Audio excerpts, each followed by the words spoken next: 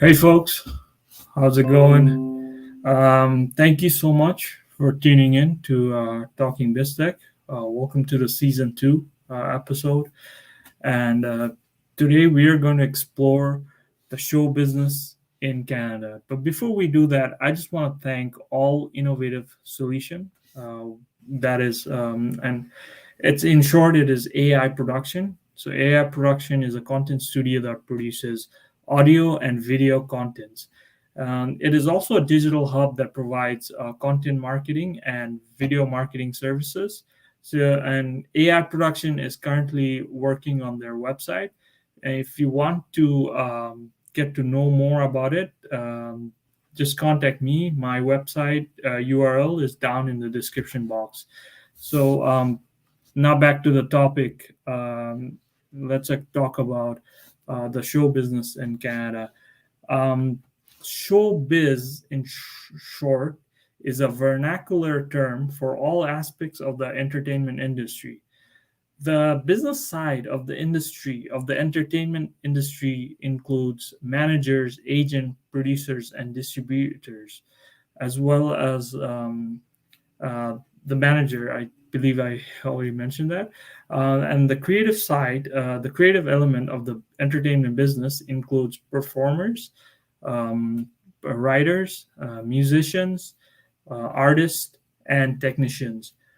The modern industry is also associated with the fashion industry, which is why the which is why it is creating fashion and trend. The market is expanding because of the global media, such as the TV, the streaming media. Radios are very popular because people are driving cars, and video games itself is a very large industry, which is why Twitch, websites like Twitch, is so popular. Mm, However, even though the show business in Canada is booming because of its diversity, there are some limitation because of the COVID variant. I mean, it is creating some sort of challenges that we will touch base with. I mean, and so before we expand on that, I just want to introduce my guest for today's episode, who is Michael Onabolu. Michael Onabolu is an account executive of the company called Fix Software. He's also a musician and an entrepreneur. So let me just go ahead and bring him on Talking Biz Tech. Michael, thank you so much, sir, for your time. Hey, how's it going, Chief Saqif? Thanks for having me on, buddy. You're very welcome, sir. And Mike, can I call you Mike, by the way? Yeah, whatever works for you.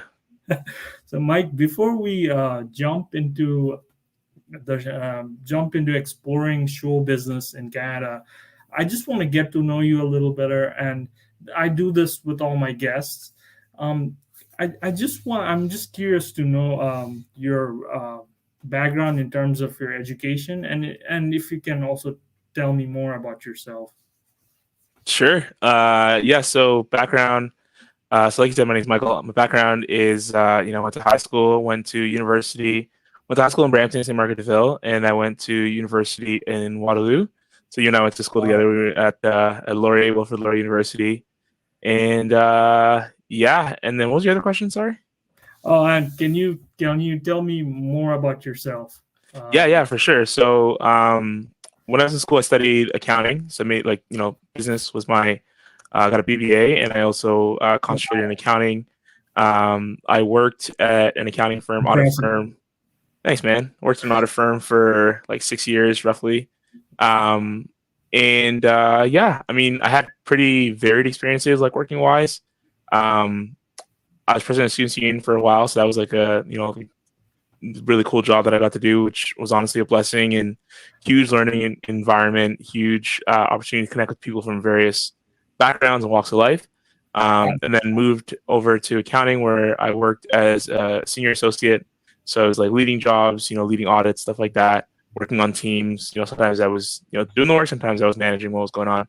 Um, But yeah, that was a cool experience too, in terms of just like, really from, solving problems standpoint, and just, really being curious and trying to learn more. That was cool, but it was also really busy, a lot of hours.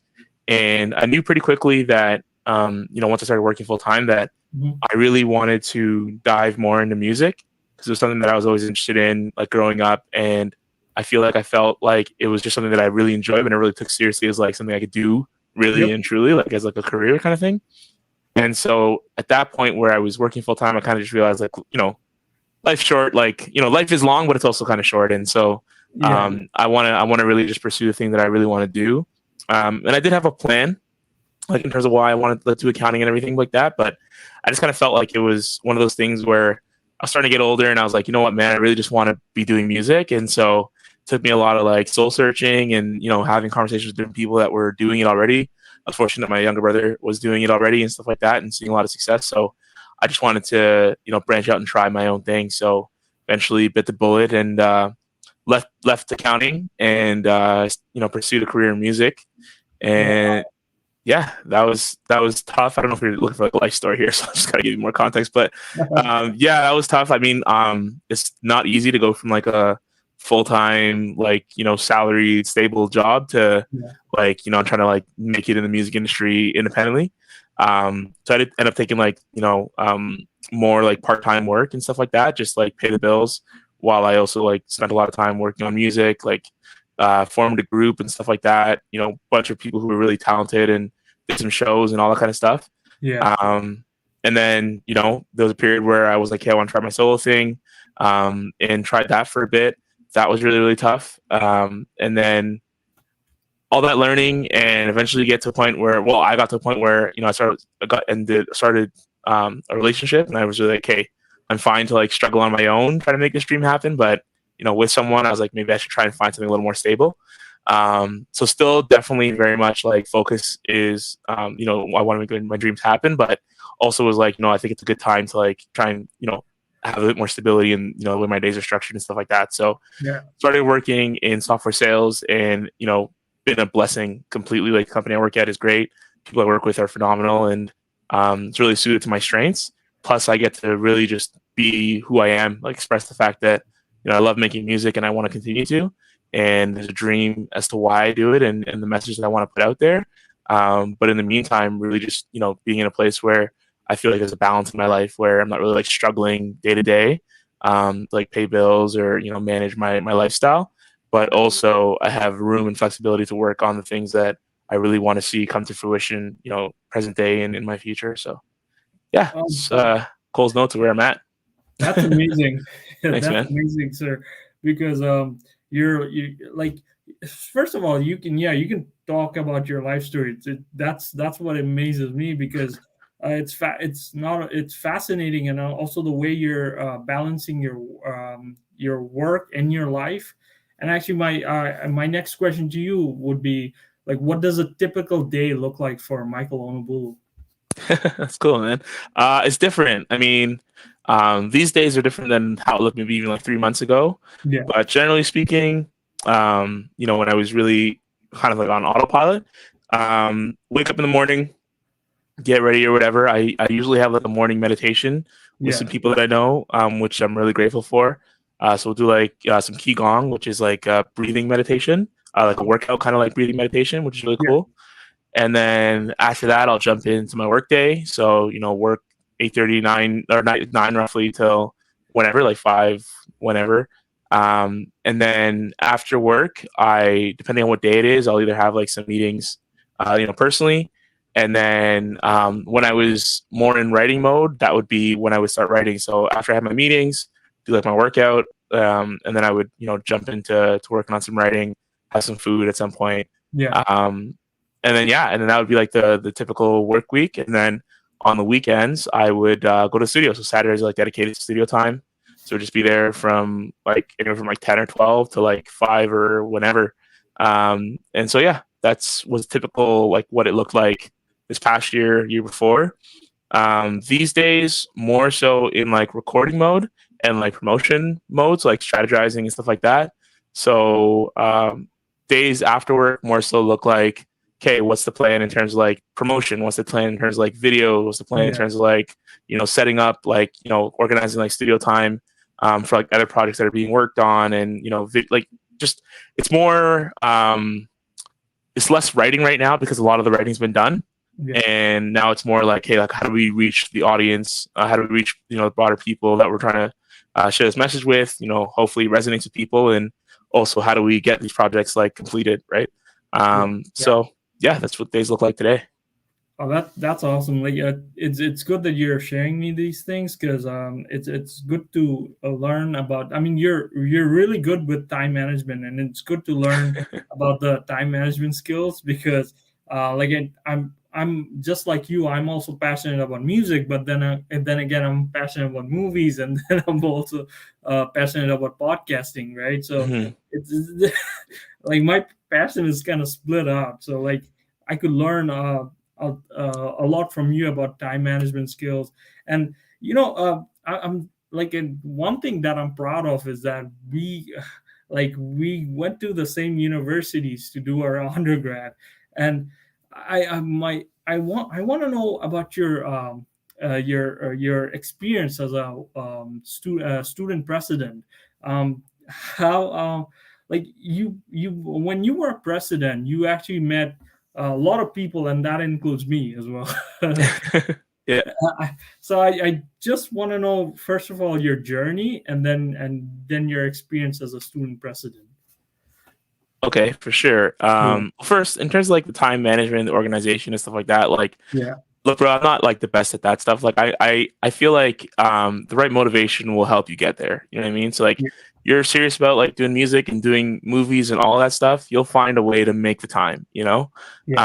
So that's been my experience personally. Doesn't mean that it's the same for everyone, but for me personally, like, I always found that I was always like kind of just doing things last minute or whatever. I still kind of am like that, but the difference now is like, I start to see the results of taking action like that. So, for example, if I'm just trying to do all my projects last minute, like maybe they take longer than I wanted them to, right? Maybe I want something done in like a month and it took me like 3 or 6, right? Oh yeah. So from that, I've learned to iterate and just be like, hey, I have to have a plan. So, for example, this past December, use like a Gantt charts, like stuff you learn in like business school, just like how you're going to plan out your process for getting this project done and what your bottlenecks are and whatever, right?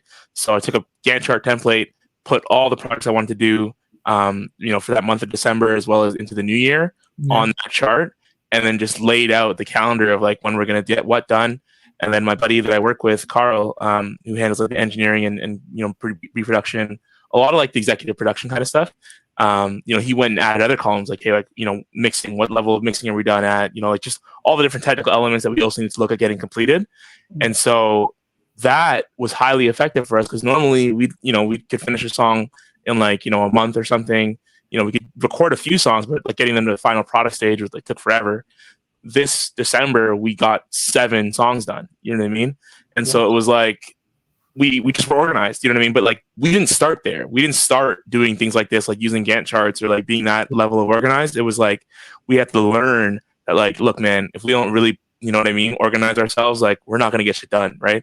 And so it took conversations of like, yo, when we get in the studio, we're just working, we're not talking, you know what I mean? Like stuff like that, where you just learn to really just do this thing properly. Yeah. So just want to give you some encouragement, like, even if you're not feeling so organized today, if you really want to do this, bro, you'll find a way to make yourself organized, because it's the difference between like, are you going to make it in your dream or not? You know what I mean? So when you think about it like that, bro, like, I'm sure you'll find a way to make it happen. To your other question around like journey and stuff, Yeah. do you specifically mean like just as a student, or what do you mean specifically in terms of journey? Oh well, like how did you first of all, your journey of being a student president, and Mhm. then your and then afterwards, like Okay. after, yeah, like that. And so I guess the experience part. Yeah, yeah, for sure. Yeah, being president was like a huge experience in my life, like huge. I mean, life changing experience. Like it was for me. It had a lot of meaning. Obviously being able to like represent students and put into action the things that were important. People that Yep. the things people voted on, that they expressed like, hey, this matters to me. Being able to like actually work to make those things happen means a lot to me, and because I know it means a lot to a lot of people. So That was huge. The other thing that was huge for me personally on was like, I've always been someone who was interested in like, how do we change the world? Like, how do we make the world a better place? Like, what can we Yeah. do? I want to be involved. I want to do that. You know what I mean? Whether it's politics or whatever, right? And so being president for me was like a microcosm, like just like a small example, not a small example, but like an example in a smaller setting, compared to like being on like a country or global stage, right? So like, what does it take to get different parties involved to make change happen, right? What does it take to actually enact something from a policy standpoint? And so I wanted to kind of see that experience. I wanted to see if I would actually be able to, manifest change from an idea, from like a dream, and from like getting people getting ideas out there that people resonate with and that there's traction on and people can get behind. And so it was a cool experience in that perspective because for me, it taught me a lot of things. Like one, like I had this really big pie in the sky idea of what I was going to do as president. And like, even though we hit every marker in terms of like what the goals were, it wasn't to the scale that I imagined. You know what I mean? So if it was like, yo, I want to make sure, like financial literacy was like one of them, like just making sure people felt like, they could manage student life from like a financial aspect, understanding like how to navigate, getting tools, stuff like that, right? Yeah. So like in my mind, when initially pitching that idea, it was like, yeah, we'll teach people like the fundamentals of like how to manage your money, like how to invest, you know what I mean? Like all the things that like I'm thinking like it's gonna be huge, and it worked out in a way where it was like, yeah, so we implemented a student plan program. So it was like if you look at like your benefits plan as a student, like there's like financial literacy calculators in there that can help you, right? So it's like the big picture idea when I'm thinking like, yeah, we're gonna put all these sessions, whatever, worked out to like an app where you could like access that stuff. But like how many people did that? How do I know? I'm not sure. Do you know what I mean? So like, yeah, we did what we said we'd do, but was it the way I imagined? Not necessarily, right? And so it's things like that. And then also like looking at how long policies take like to actually implement. So like for example, thinking like, hey, we're gonna try and save students money here. We're gonna look at like some of these contracts from like a food services standpoint, right? Yeah. And a lot of those things that I would like start the year negotiating, we get to the end of the year and either like we would just get the signature. So like it's gonna start the year after or something, or like someone else after me is now gonna have to pick up where we left off. You know what I mean? And so it just takes a really long time to make like these big changes. You know what I mean? Yeah. Things that you might think like, oh, it's quick, like we agree, so let's just write it down and move forward. It's not like that, right? So I really learned that these things take a lot of time, and like there's nothing necessarily wrong with that because you want to obviously do your due diligence. But for where I was at in my life, I was like, you know what, like maybe policy and politics isn't necessarily like where I want to start, right? And I never thought it was going to be where I want to start, but that experience really taught me like I want to do other things that I feel like maybe will have a bit more of an impact sooner. And so anyway, long story short, man, it was a great experience, but it also taught me that like one, working in a team is brilliant. Like it's so critical to getting anything done. Yeah. Having people that are on the same page, that bring their ideas to the table, like work together to get something, make something happen. It's critical for anything that you want to accomplish, right? No, there's no. I don't think anyone gets anything done on their own completely. You know what I mean? That's true. The other thing though was like I was like, hey, I really don't want to jump into politics until like maybe I'm like much older and much wiser, and have that. I'm in that place in my life. But then also when I started working in audit, like in accounting, after that experience, I realized that like I had such a high level experience as like president, where you're making these big strategic decisions and you're planning out the approaches and all kind of stuff. To go from that to then like working in a position where you're doing like a lot of like entry level to like mid entry level work. You know what I mean? Like there's nothing wrong with it, and I actually do enjoy that to a certain extent. Yeah. But it's not the same as feeling like you're making this big impact. You know what I mean? Like at least for me, like, I didn't feel like I was like steering the ship. I wasn't turning the direction things were going. I could impact as much as my role was, but to turn the whole ship, didn't really feel like I was having that kind of an impact. And so I just felt like I had more potential than what I was doing. And I feel like that's fair to say, but you always got to pay your dues. So there's nothing wrong with continuing to like operate and just do what you have to do with that entry position. But I knew in my mind, like my big dream has always been to how do we make large scale changes, right? And so thinking about that, I felt like I had more room to do that as an artist, at least in the beginning as an artist, than I did as an auditor. Do you know what I mean? Yeah. And so as an artist, my dream has always been like I want to actually impact like thought. Right? You know what I mean? Like I feel like artists get this unique position of being like philosophers, right? And I always like really looked up to philosophers growing up, and that's always something that I wanted to be. And um, I felt like as an artist, I get to just share my thoughts, share my ideas, put them in music, and obviously, as long hopefully they're sonically pleasing and you enjoy listening to them from an entertainment standpoint, but then also from like the content standpoint, like if these are ideas that people resonate with and they actually like really enjoy, then hopefully these are things that would then impact how we think about our society and how we operate, individually and collectively to then, make larger scale changes down the line, whether it be like how we invest our money or, policies that then get enacted later on. So that's the dream, man. That's really what I'm trying to do. It's amazing. But I mean, you gain the teamwork and the leadership skills, and like you said, like you mentioned that you want to focus on other things, and then later in life you want to go back to politics. And this is where I want to talk to you about the other things that you're doing and and music. I want to Yeah. talk about the music scene in Toronto. Yeah. Um, Yeah. Toronto is the best place for live music. It offers. I mean, it. I mean, there are top venues that I actually want to talk about. So it's basically number one would be the Horseshoe, the Harshy Tavern, Tavern. Yeah. Yeah. Drake Underground, the Yeah. Red, Dakota, and another one would be the where DJ Revival. right? Revival, right? Yeah. Yeah. Um, it has a Toronto has a thriving audience for hip hop artists, jazz musicians, and as well as country musicians. Also, there's one more, the indie rockers. It's a heaven for indie rockers. So I have a question for you. Can you tell me about? Can you describe the show business? The entertainment industry in Toronto, especially the music scene.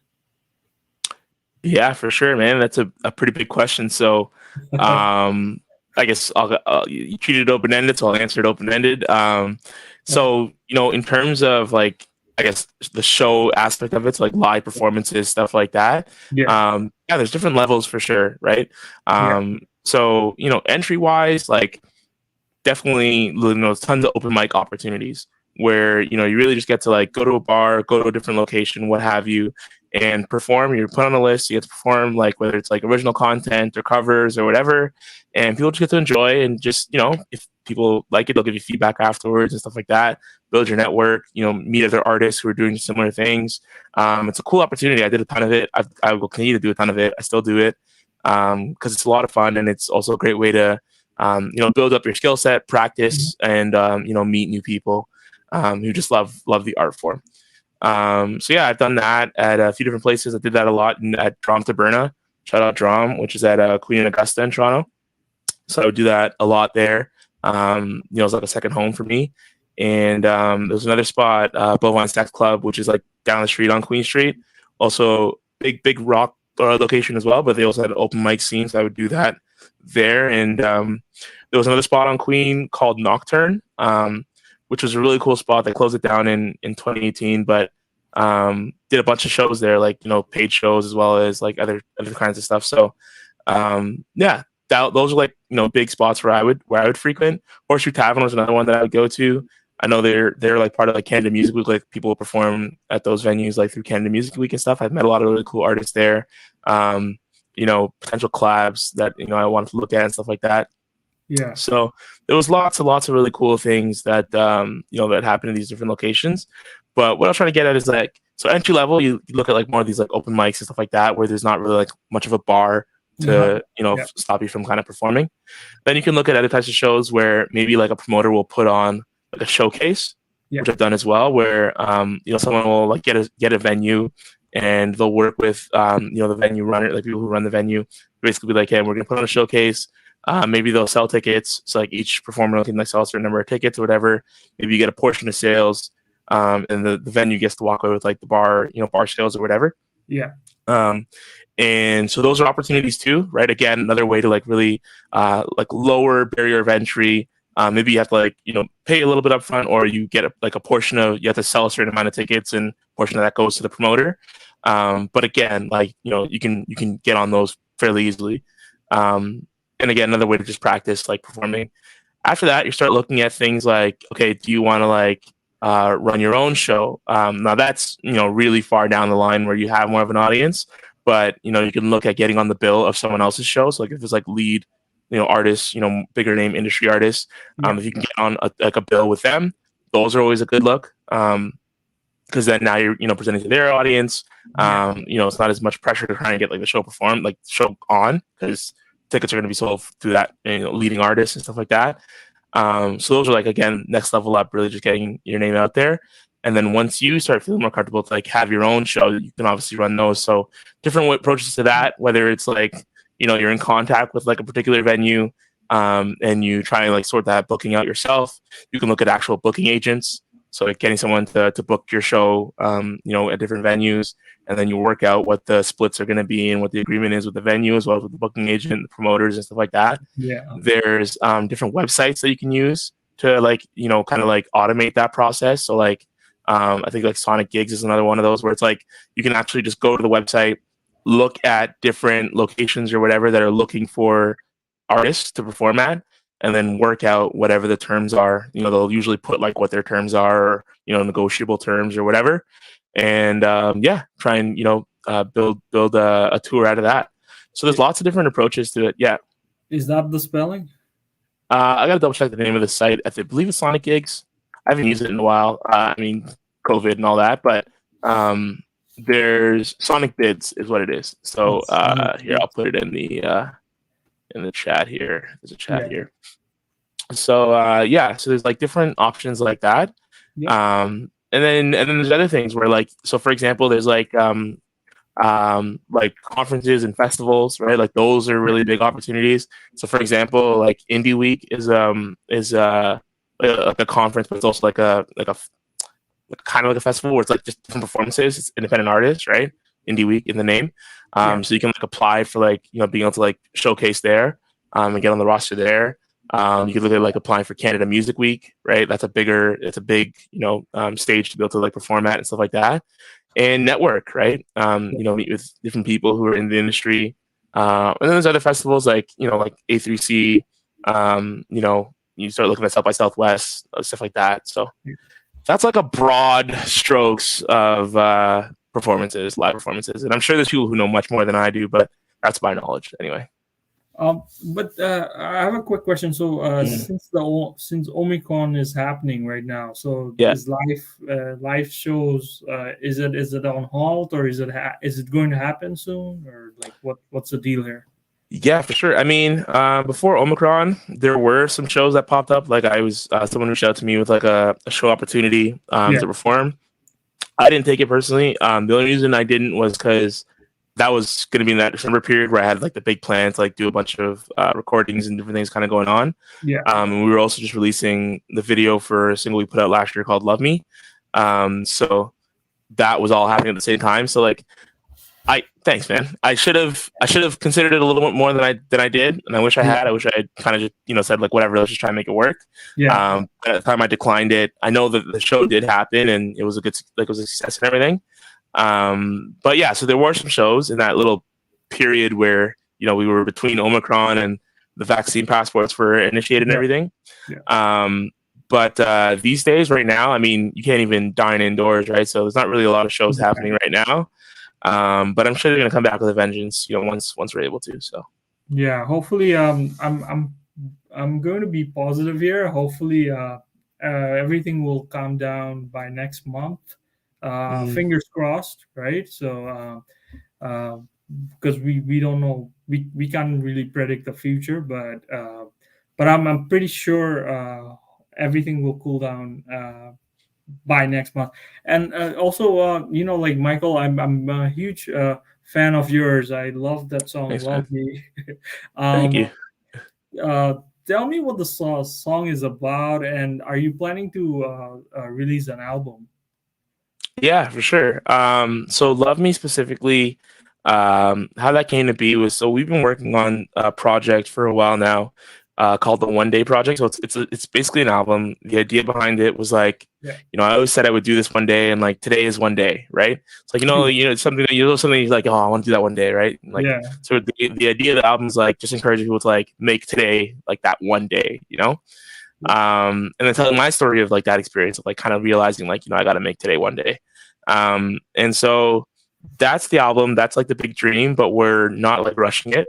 And so in the process of working on that last year, one of my colleagues, who I highly respect, was like, "Hey, you haven't put anything out in a while. Your last like project was released in like 2019, whatever. Like, you got to keep putting out more content." I was like, "You know what? You're right." So I thought, okay, let's work on the single that we can put out for this year while we're still working on the One Day album. And yeah, so that's how Love Me kind of came to be. I also happened to be at the time like, I was gonna like do like a little like I was gonna like do like a reading at church. And so I was kind of like trying to decide what reading I was gonna like present at church and stuff like that, and like give my 2 cents on what I thought about the scripture. And so I pulled like one of the scripture pieces that I really like, which is where, for anyone who kind of knows the Bible a little bit, but like Jesus kind of talks about this idea of like, someone asked him like, what are the most important laws or whatever, and he's like, love God first and love your neighbors, you love yourself, essentially, right? And so I was like that, and so I was kind of like writing what I thought about that, and then I was like, I started writing that piece out, and then that's where the idea for Love Me came from. So then I started writing Love Me after I was writing like my thoughts on that, or like writing about that particular scripture. And so when I started writing the song Love Me, the idea behind it is like the chorus is really kind of like, this it's supposed to be two people in like verse one person, verse two, second person. And so the chorus is like those same two people like kind of going back and forth and like talking to each other. And so the first person is kind of like asking like, do you really love me kind of thing? Because that person, as kind of gets revealed in the verse, is coming from a place where they feel really insecure. And so because they're not really like feeling the love for themselves, even though this other person may actually in fact love them, they're not able to kind of receive it, right? Because they're still kind of dealing with their own love for themselves. And so in there asking like, do you really love me? You know what I mean? Like the other person kind of responds like, of course, I love you. You know what I mean? And the interesting line at the end is like, I love you like I love me, right? And it's kind of to say like, yeah, I love you. Like, as if I love myself, right? Like, then the love I'm going to show you is going to be the love that I would have for myself. You know what I mean? But like, if I'm not loving myself, right? Like, my capacity to love you it's going to be difficult. You know what I mean? Because I'm not even sure how to do that towards myself, right? Like, how can I really know how to do that towards you, for example, right? And so that's kind of the idea of the song, is that like it presents in a way where it feels very like romantic and like really sweet in the chorus, but there's actually like an underlying story there of like, people struggling to love themselves and then finding it difficult to love in relationships. And it's like from personal experience, right? So, so that's like pretty much the story behind Love Me, is like, it's really just this person, the first person in the first verse kind of reflecting on how insecure they're feeling and how it's making it difficult in their relationship, to like believe whether that person loves them. And then the second verse, it's the person reflecting on how insecure that person is feeling, that first person, and how it reminds them and brings up the feelings of insecurity for that person now, that second person, right? And so because they're seeing that first person going through this like really insecure phase, they feel insecure because they're like, well, we can't both be vulnerable. We can't both be feeling like insecure or whatever. And it's that fear response, that insecurity responding to their insecurity, that makes them feel like, well, do I even want to be here? And like, it's them also dealing with like loving themselves. You know what I mean? Right. And so it's like basically these two people who are struggling with insecurity trying to make a relationship work, which I feel like is a reality these days. And it's not a commentary on that being good or bad. It's just kind of like, this is just what I've experienced and what I see in like different people's lives that I get to engage with, and it's just kind of like trying to reflect on that, because I feel like good music kind of just reflects on where we're at, or where we're trying to get to, or where we've been. So wow, that it has it's amazing that it has a broader meaning to that song. But then the best part is you made it very catchy. Well, thanks, man. it is catchy according to me. I think it's according to a lot of people as well. Thanks, man. And also, Tim, it's awesome that how you acted in the music video, you and Thanks. your girlfriend. Yeah. And actually, I wanted to know if you do you have a plan to get into acting because uh, as you know, because I'm working on short films and I will be working on short films down the road. I'm currently working on a web series where I where your name was dropped. I'm sure you saw that, right? I saw it. Yeah. Thanks, man. I'm making short videos right now just so that because it's Omicron I can't really film everyone together, and I'm working on this short film with a friend, and so I actually so my question by the way, and before I ask this question, I just want to say that Toronto waterfront will soon be home to film studios and production space, which is 8.9 acres to be exact. And other cities will also be will be a film hub, such as Hamilton and Cool. Hamilton, and I believe KW down the road. Montreal and Vancouver, it's pretty huge as well. Hmm. Toronto is getting a massive new hub for movie studio and digital media. So my question is, okay, so do you plan to get into movie industries besides music? Yeah, for sure. I mean, right now the focus is really on music. You know what I mean? Like I really, um, to be honest, I did a lot of like when I was in high school and elementary school and stuff like that. I did do a lot of acting. I really enjoyed it.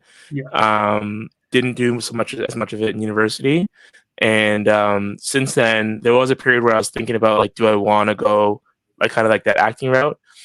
For me, the big reason I really want to focus on music is because I get to control the narrative. I get to control oh, like the message that I get to put out there. yeah, And a big part of what I'm makes trying to sense. do is share, like a message, right? Yeah, And so that's my focus right now is really just getting that message out there, seeing if there's traction, seeing if it resonates with people, and then from there, if it takes off, if it is something that people like, kind of feel, like when they hear it, then yeah, then I'd love to get into like movies and stuff like that. That makes sense. You know what I mean? Because for me, like I do base a lot of stuff like on like intuition, on soul, on spirit kind of thing. And I just feel like if it's the right energy, if it's the right spirit, like, it has the right message and makes sense to me, then I'm happy to do it. But if it's like I feel like if it detracts from like what I'm trying to put out there as a message, then I'm not really, you know what I mean? We gotta yeah, figure that out, right? So yeah, so that's really where I'm at. Like right now we've got like 3 projects that we're working on. 2 mixtapes and an album plus like a bunch of singles. So, you know, this is good for me for now. You know what I mean? But I'm always open to like looking at like other projects, like acting, whatever. I love art. I love like being able to interpret. I love being able to express, and I feel like that like we're all called to do it. You know what I mean? We all have our unique expression. So yeah, I'm always happy to like engage with people, collaborate, and stuff like that too. So yeah. It's good that you have a lot of things on your plate right now, and you want to get that going for a bit. I do want to see you perform in Waterloo as well. Hopefully, when things become better. So, thanks, man. do you have any plans for tour concerts down the road, or and also is there did you get any management deals for your music? Yeah, thanks. Great question. Thank you.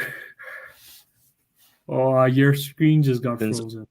Okay. Oh, Uh, am I frozen? Can you hear me? yeah, well, yeah, I can hear you. Can you repeat what you were saying? Sorry. Yeah, yeah, no problem. Yeah, I was just saying, hey, thanks for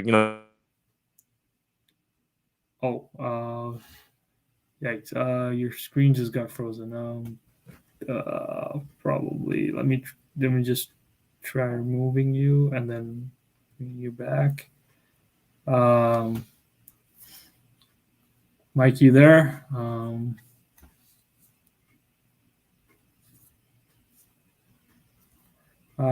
So yeah, apologize to the audience, to my viewers. Just Michael Onabolu is having a internet connection, so I'm just uh, let me just try getting him again.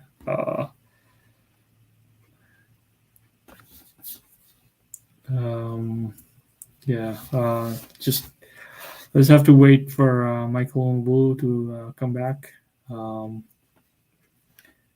Then hopefully we'll get things going here. Let me just wait for him.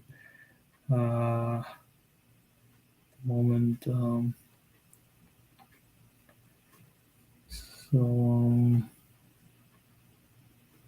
Okay. Let me just verify. So it's as we're waiting for Michael Onabolu, let me just talk about his new single. His single is out, so it's called "Love Me." And okay, so he's back again. So perfect. Michael, can you hear me? Yeah. Okay. Yeah, can you hear Perfect. me? Yeah, Sorry I about can that. hear you. No worries. Okay, all good. Yeah, sorry. Just Yeah, you were saying. Sorry. Do you want me to repeat the question or? Oh, your screen got frozen again. Uh,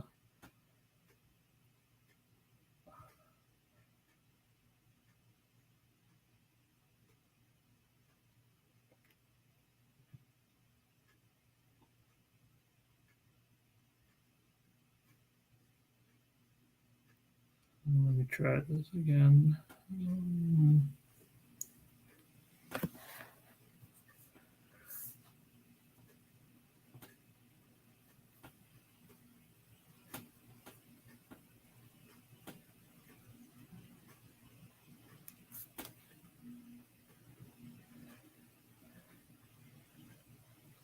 Yeah, I just have to wait for Michael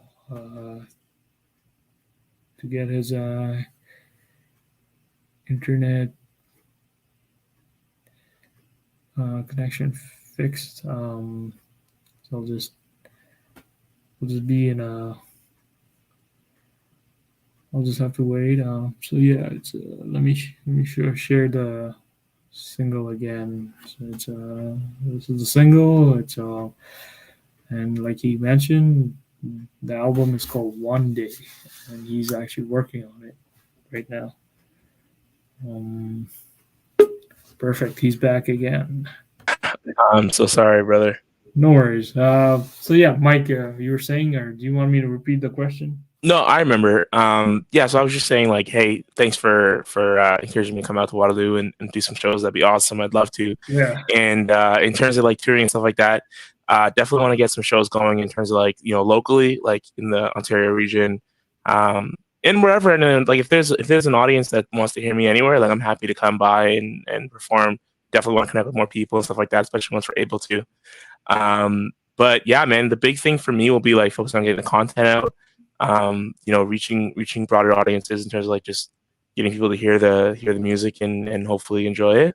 And then my focus after that, once we've got like the music out and the visuals and stuff like that, before COVID, I was planning on putting on like this big show that was going to be like part a show that I perform at, but also like part showcase where I was going to get other performers to perform, and the proceeds were going to go to um, like people who are experiencing homelessness as well as mental health, Amazing. because like a lot of that oftentimes goes hand in hand. Not that that's the case in every scenario, but just wanted to focus in on those kinds of initiatives. So that was the goal before COVID happened. So probably just looking at picking that back up would be a great way to kind of like get back into things once we're able to. Yeah, fingers crossed, and that's a great initiative. You're promoting your music. You're not only promoting your music, but you're also doing charity work on the side as well. And the proceed, like you mentioned, the proceed will go to these charities.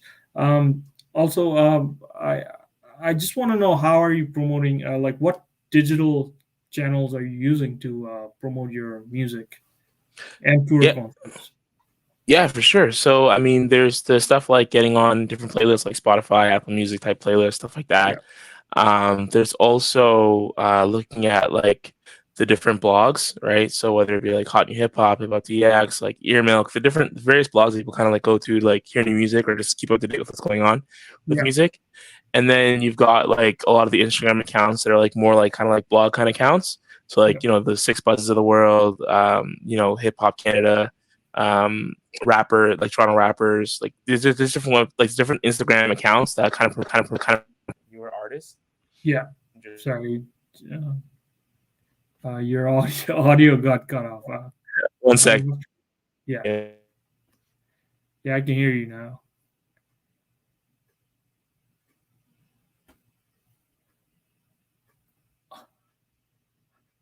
Um, yeah.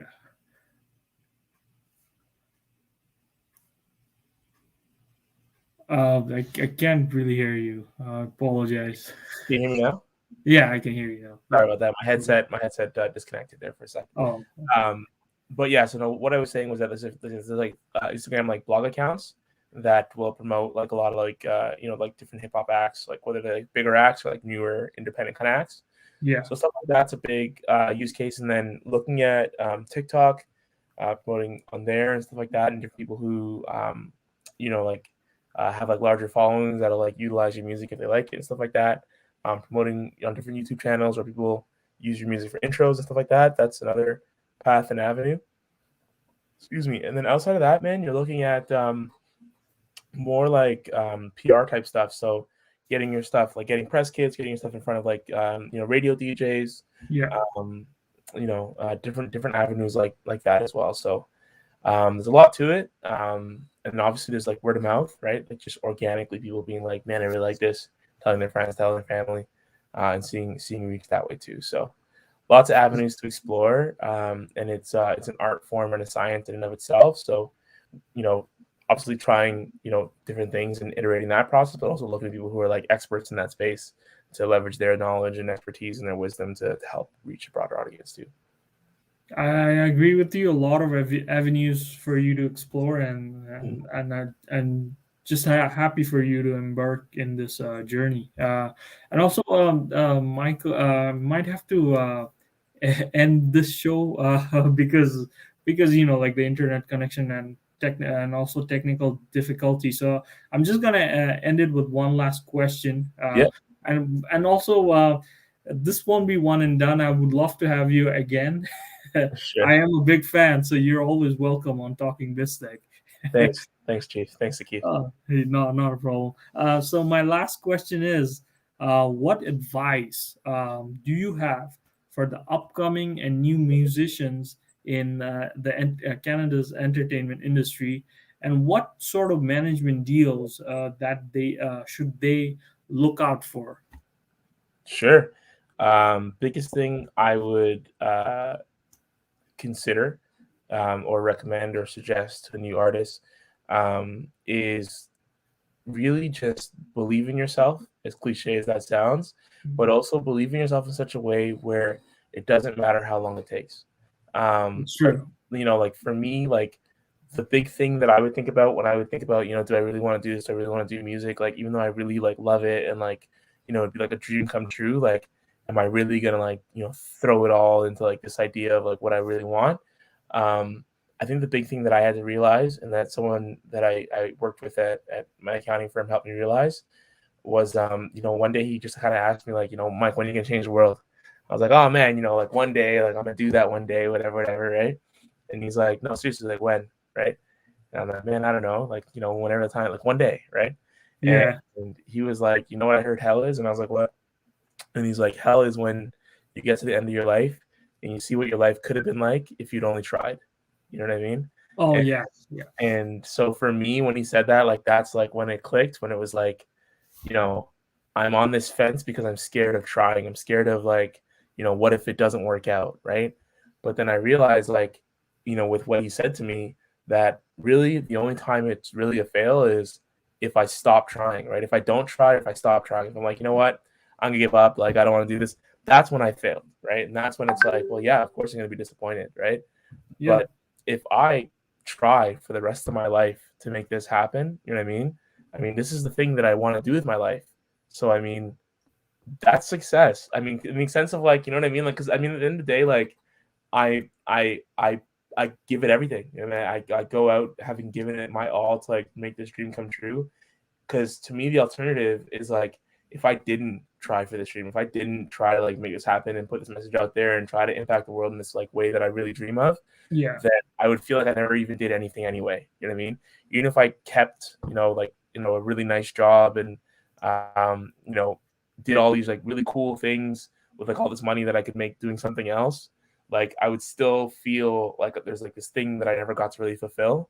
And that's what I don't want. I don't want to look back on my life and feel like I didn't give it my all to try and make my dream happen. So that's my advice. That's my suggestion to anyone who has a dream.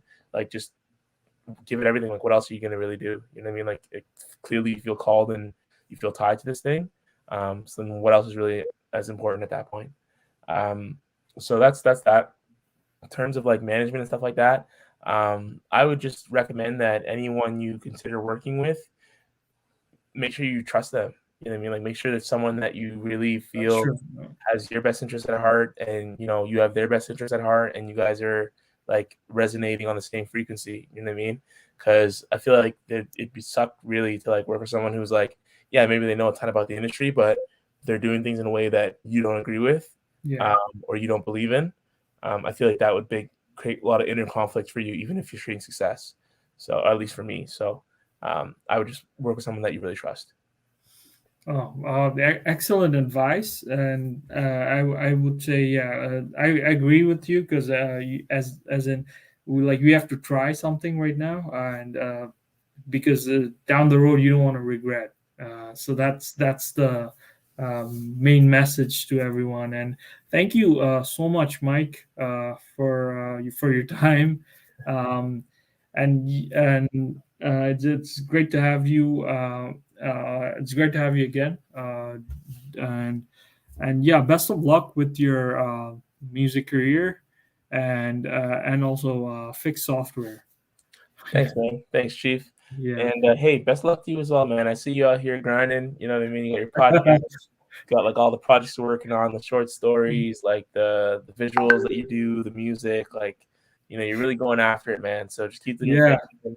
And, you're gonna see it all pay off one day. So, Oh, love that stuff, man. Appreciate you. God bless. thank you, because I really want to. I'm always finding ways to collaborate with you, and this is why I'm making. This is why I'm working with AI productions, and just so that we can collaborate one day. So that, I mean, you um, I mean, I feel like the KW has a lot of talents, but it's not like Toronto or Hamilton or Montreal or Vancouver. It's not like that, right? So, and I believe I can I can make that happen one day. So Man. I just hope, Yeah. fingers crossed. But Yeah, man. best of luck to you, and I always, I always got your back. So Thanks, bro. Right back at you, man. I appreciate you. thank you so much. And yeah, so I'm just gonna turn your screen off right now. Yeah. But just stay right there, and I'll get back to you soon. Sounds good. Here, bye for now. Take care, brother. So, folks, thank you so much for tuning in to Talking BizTech. Do not forget to subscribe and hit the notification bell. And thank you, All Innovative Production, for making this happen. If you want to know more about them, just make sure to uh, contact me. My website URL will be in the description box. So, thank you so much and have a wonderful day. Bye for now.